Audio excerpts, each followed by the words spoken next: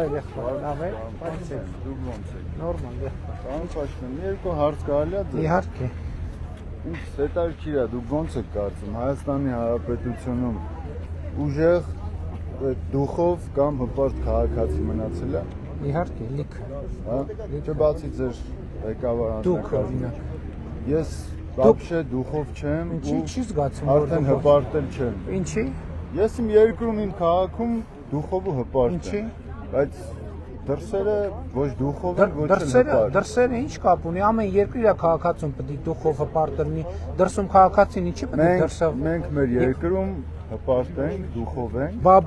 Բա ես մեր երկրի պատասխանատուն եմ, բա դրսի պատասխանատուն ես եմ։ Բայց Հայաստանից ելնում ես դուրս, էլ դու ոչ դուխով ես, ոչ հպարտ ես, որովհետև մնացածը արդեն դուխովացե ու հպարտացել է։ Եղբայր, ուրեմն ու այդ խաղաղությունը, պարոն Փաշինյան, որ ժամանակավոր բերել եք մեզ, որ այդ խաղաղությունը կապված է զուտ ձեր անձի հետ, որովհետև բազմից ես եւ դուք եւ մնացածը շեշտում եք, որ եթե դուք չլինեք, պատերազմ կլինի։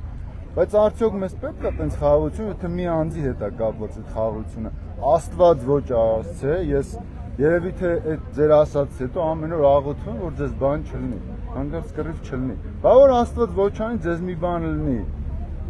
Էլ всё, հա, խաղաղություն չի լինի։ Որ ավարտեք, ես կարձագանքեմ։ Ավարտեցիք, վստահեք։ Առաջին ամեն քաղաքացի դուխով ու հպարտ պետք է լինի իր երկրում։ Ուրիշ երկրում դուխով ու հպարտ պետք է լինի այդ երկրի քաղաքացին։ Մնացած երկրում մենք հյուրի կարգավիճակում ենք եւ դուխով ու հպարտ լինելու շատ լուրջ սահմանը, այսինքն որ մեկը գա մեր երկրում, մեկը գա ստեղ ուրիշ երկրից, իրան դուխով ու հպարտ պայ ձեզ դուր կգա։ Սաղը գալի պահում է։ Դրսինները, դրսին ով է գալիս, ով է գալիս,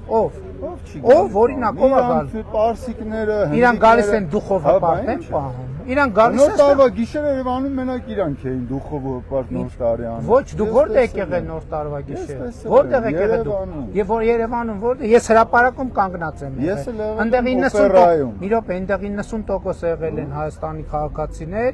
եւ հյուրերը պահել են հյուրի նման, տանտերերը պահել են տանտիրոջ նման։ Ինչ վերաբերում է խաղաղությունը, ումից է կախված։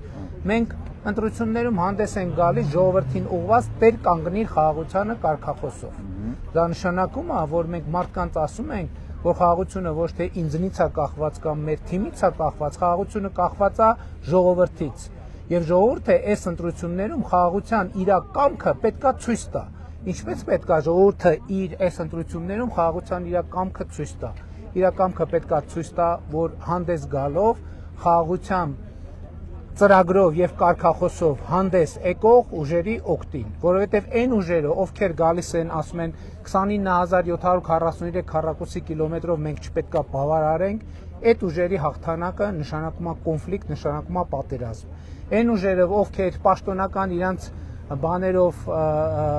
պոստերներով, վիդեոներով հանդես են գալիս Հայաստանի Հանրապետության միջազգայինորեն ճանաչված տարածքից դուրս քարտեզներով, այդ ուժերի իշխանության գալը նշանակում է կոնֆլիկտ եւ պատերազմ։ Մենք չենք ասում, որ խաղաղությունը կախված է մեզնից, մենք ասում ենք խաղաղությունը կախված է ժողովրդից եւ ժողովուրդը այս ընտրություններում պետք է խաղաղությունը տեր կանգնելու իր կամքը ցույց տա։